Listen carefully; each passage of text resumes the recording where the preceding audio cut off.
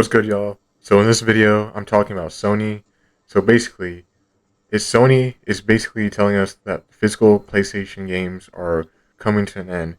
And honestly, I don't know how I feel about this because for a lot of people, physical games are just a piece of plastic that you can put on your PlayStation. But for other people, that's literally how they own their own games. So today, I want to talk about why Sony is moving away from physical games and whether this is actually a bad thing and what this could mean for the future of PlayStation. So basically, Sony just announced that starting in January 2028, physical disc productions will end for new games releasing on PlayStation consoles. And I think the important word here is new. This doesn't mean all physical PlayStation games suddenly become useless. Your PS5 games aren't going to disappear, but it does mean that Sony is moving towards a future where physical PlayStation games could become a thing of the past. And personally, that worries me a little bit. So the question is, why is Sony doing this?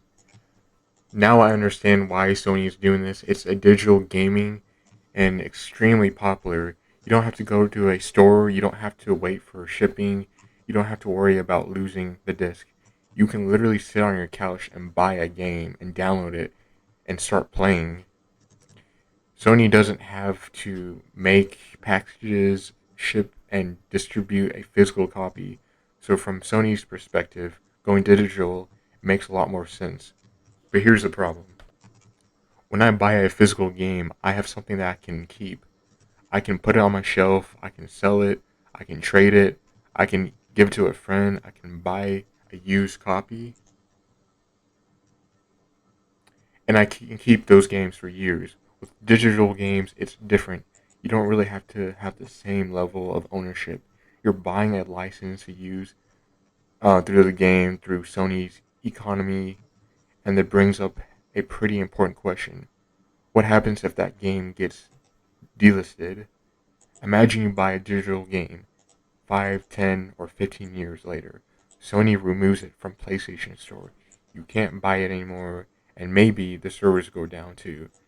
You don't already have the game downloaded. You could potentially have no way of getting it.